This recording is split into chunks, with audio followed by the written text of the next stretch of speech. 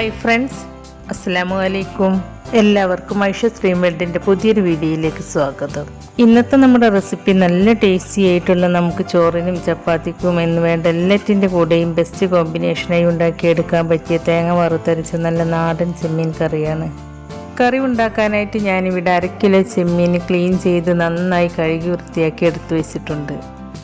ആദ്യം നമുക്ക് ഈ കറിക്കുള്ള അരപ്പൊന്ന് റെഡിയാക്കി എടുക്കണം. അതിനായിട്ട് ഞാനൊരു പാനിലേക്ക് ഒരു ചെറിയ തേങ്ങ ചിരകിയത് ഇട്ട് കൊടുക്കുന്നുണ്ട്. പിന്നെ ഇതിലേക്ക് കുറച്ച് ചെറിയ ഉള്ളി തൊലി കളഞ്ഞതും 1/2 ടീസ്പൂൺ വലിയ ജീരകവും കുറച്ച് കറിവേപ്പിലയും 1/4 ടീസ്പൂൺ മഞ്ഞൾപ്പൊടിയും ചേർത്ത് കൊടുക്കുന്നുണ്ട്. ഇനി ഇതെല്ലാം ലോ ഫ്ലെയിമിലിട്ടിട്ട് നന്നായിട്ടൊന്ന് റോസ്റ്റ് ചെയ്തെടുക്കുക. ഇത് റോസ്റ്റായി വരുന്ന സമയത്ത് തേങ്ങയുടെ കളർ ചെറുതായിട്ട് മാറുകയും അതുപോലെ തന്നെ തേങ്ങ റോസ്റ്റായി വരുമ്പോൾ നല്ലൊരു സ്മെല്ലും ഉണ്ടാവും. അപ്പോൾ ആ സമയം വരുന്നത് വരെ തേങ്ങ ഇതുപോലെ ഇളക്കിയിട്ട് റോസ്റ്റ് ചെയ്തെടുക്കുക. ഇപ്പോൾ ഈ തേങ്ങയുടെ കളറൊക്കെ ചെറുതായിട്ടൊന്ന് മാറിയിട്ട് ഈ രീതിയിൽ നന്നായിട്ടൊന്ന് റോസ്റ്റായി വന്നിട്ടുണ്ട്. ഈ സമയത്ത് നമുക്കിതിലേക്ക് വേണ്ട പൊടികൾ ചേർത്ത് കൊടുക്കാം. ഞാനിതിലേക്ക് 2 ടീസ്പൂൺ കശ്മീരി മുളക് പൊടിയും 2 ടീസ്പൂൺ മല്ലിപ്പൊടിയും ചേർത്ത് കൊടുക്കുന്നുണ്ട്. പൊടികൾ ചേർത്ത് കൊടുത്തതിന് ശേഷം ലോ ഫ്ലെയിമിലിട്ടിട്ട് ആ പൊടികളുടെ ടേസ്റ്റ് മാറുന്നത് വരെ നന്നായിട്ടൊന്ന് റോസ്റ്റ് ചെയ്തെടുക്കുക. നിങ്ങളുടെ അടുത്ത് കശ്മീരി മുളക് പൊടി ഇല്ലെങ്കിൽ 1 ടീസ്പൂൺ നോർമൽ മുളക് പൊടി ചേർത്ത് കൊടുത്താലും മതി. അപ്പോൾ മുളക് പൊടി ചേർത്ത് കൊടുക്കുമ്പോൾ നിങ്ങളുടെ എരിവിനനുസരിച്ചൊക്കെ ചേർത്ത് കൊടുക്കുക കേട്ടോ. അപ്പോൾ ഇതുപോലെ കൈയെടുക്കാതെ റോസ്റ്റ് ചെയ്തെടുക്കുമ്പോൾ ചെറുതായിട്ട് ഈ പൊടികളുടെ കളറൊക്കെ ഒന്ന് മാറിയിട്ട് ഇതെല്ലാം റോസ്റ്റ് ആയതിൻ്റെ നല്ലൊരു സ്മെല്ല് വരും. അപ്പോൾ ആ ഒരു സമയം വരെ ഇതുപോലെ കൈയെടുക്കാതെ ഇളക്കി റോസ്റ്റ് ചെയ്തതിന് ശേഷം ഫ്ലെയിം ഓഫ് ചെയ്ത് കൊടുക്കുക. ഇത് ഒരുപാട് അങ്ങോട്ട് കളർ മാറാൻ വേണ്ടിയിട്ട് വെയിറ്റ് ചെയ്ത് നിൽക്കൊന്നും വേണ്ട കേട്ടോ. അങ്ങനെ ആയാലും നമ്മുടെ പൊടികളൊക്കെ കരിഞ്ഞിട്ട് ഈ കറിക്ക് നല്ലൊരു ടേസ്റ്റ് കിട്ടൂല. അപ്പോൾ ഇത് ലോ ഫ്ലെയിമിലിട്ടിട്ട് റോസ്റ്റ് ചെയ്തെടുക്കാനായിട്ട് പ്രത്യേകം ശ്രദ്ധിക്കുക കേട്ടോ. ഇപ്പോൾ ഈ പൊടികളുടെ പച്ചമണമൊക്കെ മാറിയിട്ട് ചെറുതായിട്ട് കളറൊക്കെ ഒന്ന് മാറി വന്നിട്ടുണ്ട്. ഇനി നമുക്ക് ഫ്ലെയിം ഓഫ് ചെയ്ത് കൊടുക്കാം. ഫ്ലെയിം ഓഫ് ചെയ്ത് കൊടുത്തതിന് ശേഷം ഈ തേങ്ങ ഈ പാനിൽ തന്നെ വെക്കാതെ ഒരു പ്ലേറ്റിലേക്ക് മാറ്റി കൊടുക്കണം കേട്ടോ. അല്ലെങ്കിൽ ഈ പാനിൻ്റെ ചൂടുകൊണ്ട് ഈ തേങ്ങയും ഇതിലെ പൊടികളെല്ലാം കരിഞ്ഞു പോകും. കരിഞ്ഞു പോയാൽ കറിക്ക് അത്ര ടേസ്റ്റ് ഉണ്ടാവില്ല. അപ്പോൾ ഫ്ലെയിം ഓഫ് ചെയ്തതിന് ശേഷം പെട്ടെന്ന് തന്നെ പ്ലേറ്റിലേക്ക് മാറ്റി കൊടുക്കുക കേട്ടോ. ഇനി ഈ കറിയിലേക്ക് ഒരു നാരങ്ങ വലിപ്പത്തിലുള്ള പുളി എടുത്തിട്ട് ഒരു ബൗളിലേക്ക് ഇട്ട് കൊടുക്കുന്നുണ്ട്. ഈ പുളി പെട്ടെന്ന് സോക്കായി കിട്ടാൻ വേണ്ടിയിട്ട് ഇതിലേക്ക് 1 കപ്പ് ചൂടുവെള്ളം ഒഴിച്ച് കൊടുത്തിട്ട് ഒരു സൈഡിലേക്ക് മാറ്റി വെക്കുക. ഇനി കറി ഉണ്ടാക്കാനായിട്ട് ഞാനൊരു മൺചട്ടി അടുപ്പത്ത് വെച്ചിട്ടുണ്ട്.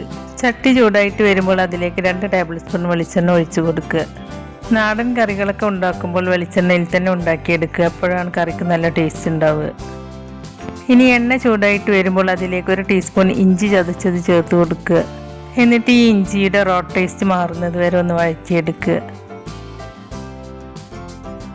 അതിനുശേഷം 1 ടീസ്പൂൺ വെളുത്തുള്ളി ചതച്ചതും അതിൻ്റെ കൂടെ തന്നെ കുറച്ചധികം കുഞ്ഞുള്ളി ചതച്ചതും ചേർത്ത് കൊടുക്കുക. കുഞ്ഞുള്ളി ഇതുപോലെ ചതച്ച് തന്നെ ചേർത്ത് കൊടുക്കണം കേട്ടോ. അപ്പോഴാണ് കറിക്ക് നല്ല ടേസ്റ്റ് ഉണ്ടാവുക.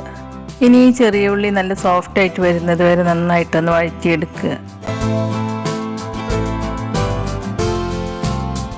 അതിനുശേഷം പഴുത്ത 2 തക്കാളി ചെറുതായി കട്ട് ചെയ്തത് ചേർത്ത് കൊടുക്കുക.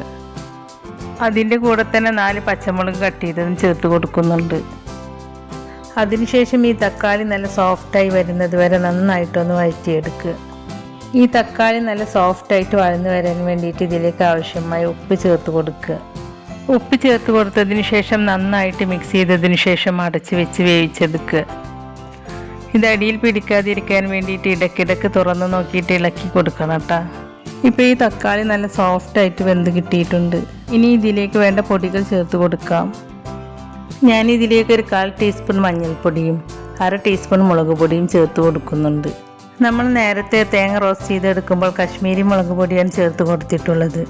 അപ്പോൾ കശ്മീരി മുളക് പൊടി ചേർത്ത് കൊടുത്താൽ ഈ കറിക്ക് എരിവുണ്ടാവില്ല. അപ്പോൾ ഈ കറിക്ക് നിങ്ങൾക്ക് എത്രയാണ് എരിവ് വേണ്ടത് വെച്ചാൽ അതിനനുസരിച്ച് മുളക് പൊടി ചേർത്ത് കൊടുക്കുക കേട്ടോ. ഇനി ഇതിലേക്ക് നമ്മൾ നേരത്തെ സോക്ക് ചെയ്ത് വെച്ച പുളി പിഴിഞ്ഞത് ഒഴിച്ച് കൊടുക്കുക. പുളിവെള്ളം ചേർത്ത് കൊടുത്തതിന് ശേഷം ഈ കറി നന്നായിട്ടൊന്ന് തിളപ്പിച്ചെടുക്കുക. ഇപ്പോൾ ഈ കറി നന്നായിട്ടൊന്ന് തിളച്ച് വന്നിട്ടുണ്ട്. ഇനി നമ്മൾ നേരത്തെ കഴുകി വൃത്തിയാക്കി വെച്ച ചെമ്മീൻ ഈ കറിയിലേക്ക് ചേർത്ത് കൊടുക്കുക. എന്നിട്ട് നന്നായിട്ടൊന്ന് മിക്സ് ചെയ്തെടുക്കുക.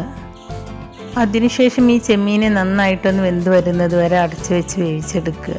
ഈ ചെമ്മീൻ വെന്ത് വരുമ്പോഴേക്കും നമ്മൾ നേരത്തെ റോസ്റ്റ് ചെയ്ത് വെച്ച് തേങ്ങ ഒരു മിക്സിയുടെ ജാറിലിട്ട് അരച്ചെടുക്കാം. ഈ തേങ്ങ ഇപ്പോൾ നന്നായിട്ട് ചൂടാറി വന്നിട്ടുണ്ട്. ഇനി ഞാൻ ഇതൊരു മിക്സിയുടെ ജാറിലേക്ക് ഇട്ട് കൊടുക്കുകയാണ്.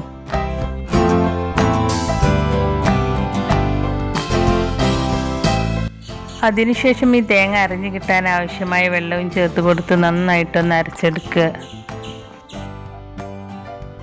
ഇപ്പം ഞാൻ ഈ തേങ്ങ നന്നായിട്ടൊന്ന് അരച്ചെടുത്തിട്ടുണ്ട്. ഇപ്പം നമ്മുടെ ചെമ്മീൻ നന്നായിട്ടൊന്ന് വെന്ത് കിട്ടിയിട്ടുണ്ട്. ചെമ്മീൻ വെന്ത് വന്നതിന് ശേഷം നമ്മൾ അരച്ച് വെച്ച അരപ്പ് ഇതിലേക്ക് ഒഴിച്ച് കൊടുക്കുക. അരപ്പ് ചേർത്ത് കൊടുത്തതിന് ശേഷം ഒന്ന് മിക്സ് ചെയ്തതിന് ശേഷം നിങ്ങൾക്ക് എത്രയാണോ ഗ്രേവി വേണ്ടത് അതിനനുസരിച്ച് വെള്ളം ഇതിലേക്ക് ചേർത്ത് കൊടുക്കുക. ഞാൻ ഈ മിക്സിയുടെ ജാറിലേക്ക് അരക്കപ്പ് വെള്ളം ഒഴിച്ചിട്ട് ഈ മിക്സി ഒന്ന് ചെറ്റിച്ചതിന് ശേഷം ആ വെള്ളം ഈ കറിയിലേക്ക് ഒഴിച്ച് കൊടുക്കുകയാണ്. അപ്പോൾ എനിക്ക് ഇത്ര ഗ്രേവി മതി. ഇനി നിങ്ങൾക്ക് എത്രയാണോ വേണ്ടത് വെച്ചാൽ അതിനനുസരിച്ച് വെള്ളം ചേർത്ത് കൊടുക്കുക കേട്ടോ. അത് വിചാരിച്ചിട്ട് ഒരുപാട് വെള്ളം ചേർത്ത് കൊടുക്കരുത് കേട്ടോ. ഒരുപാട് വെള്ളം ചേർത്ത് കൊടുത്താലും ഈ കറി അത്ര ടേസ്റ്റ് ഉണ്ടാവില്ല. ഇനി ഇതിൽ ഉപ്പൊക്കെ ഒന്ന് ചെക്ക് ചെയ്തിട്ട് ഉപ്പ് കുറവാണെങ്കിൽ ഈ സമയത്ത് ചേർത്ത് കൊടുക്കുക.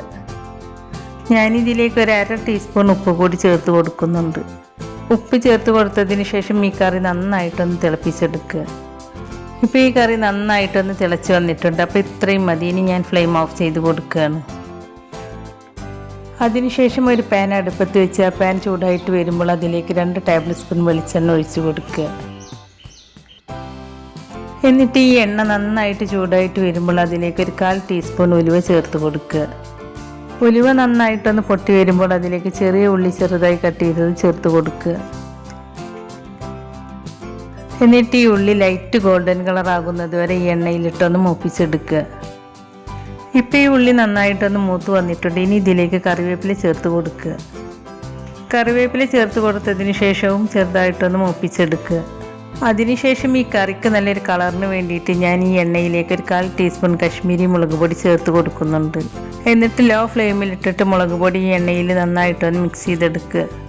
അതിനുശേഷം ഫ്ലെയിം ഓഫ് ചെയ്ത് വെച്ചിട്ട് ഈ വറവ് ചൂടോട് കൂടി തന്നെ കറിയിലേക്ക് ഒഴിച്ച് കൊടുക്കുക. കറിയിലേക്ക് ഒഴിച്ച് കൊടുത്ത ശേഷം ഈ കറി മിക്സ് ചെയ്യുകയൊന്നും ചെയ്യാതെ ഒരു 10 മിനിറ്റ് അടച്ച് വെക്കുക. ഇങ്ങനെ 10 മിനിറ്റ് അടച്ച് വെക്കുമ്പോഴാണ് ഈ കറിവേപ്പിലയുടെയും ഈ ചെറിയ ഉള്ളിയുടെയും ഒക്കെ ഫ്ലേവർ ഈ കറിയിലേക്ക് നന്നായിട്ട് ഇറങ്ങുകയുള്ളൂ. അപ്പോൾ 10 മിനിറ്റിന് ശേഷം ഈ കറി തുറന്ന് നോക്കിയിട്ട് ഞാനിതൊന്ന് മിക്സ് ചെയ്തെടുക്കുകയാണ്. അപ്പോൾ വളരെ ടേസ്റ്റി ആയിട്ടുള്ള നല്ല നാടൻ ചെമ്മീൻ കറി ഇവിടെ റെഡിയായി കിട്ടിയിട്ടുണ്ട്. വളരെ ഈസി ആയിട്ട് ഉണ്ടാക്കിയെടുക്കാൻ പറ്റിയ ഈ ചെമ്മീൻ കറി നിങ്ങളെല്ലാവരും ഒന്ന് ട്രൈ ചെയ്ത് നോക്കണം. എന്നിട്ട് അതിൻ്റെ അഭിപ്രായം നമ്മുടെ കമൻറ്റ് ബോക്സിൽ എഴുതി അറിയിക്കാനും മറക്കരുത്. അപ്പോൾ നിങ്ങൾക്ക് എൻ്റെ ഈ വീഡിയോ ഇഷ്ടമായിട്ടുണ്ടെങ്കിൽ ലൈക്ക് ചെയ്യുകയും നിങ്ങളുടെ ഫ്രണ്ട്സിനും ഫാമിലിയിലേക്കൊക്കെ ഒന്ന് ഷെയർ ചെയ്ത് കൊടുക്കുകയും അതുപോലെ ചാനൽ സബ്സ്ക്രൈബ് ചെയ്യാതെ ആരെങ്കിലും കാണുന്നവരുണ്ടെങ്കിൽ ഒന്ന് സബ്സ്ക്രൈബ് ചെയ്ത് സപ്പോർട്ട് ചെയ്യുകയും ചെയ്യണേ. സബ്സ്ക്രൈബ് ചെയ്യുമ്പോൾ കൂടെ കാണുന്ന ബെല്ലൈക്കണിൽ ക്ലിക്ക് ചെയ്ത് അതിൽ ആളെന്ന ഓപ്ഷൻ തന്നെ എനേബിൾ ചെയ്ത് വെക്കുകയാണെങ്കിൽ ഞാൻ പുതിയ റെസിപ്പീസ് അപ്ലോഡ് ചെയ്യുമ്പോൾ അതിൻ്റെ നോട്ടിഫിക്കേഷൻ നിങ്ങൾക്ക് കിട്ടുന്നതാണ്. ഇൻഷാ അല്ലാഹ് പുതിയ റെസിപ്പീസുമായി വീണ്ടും വരാം. താങ്ക്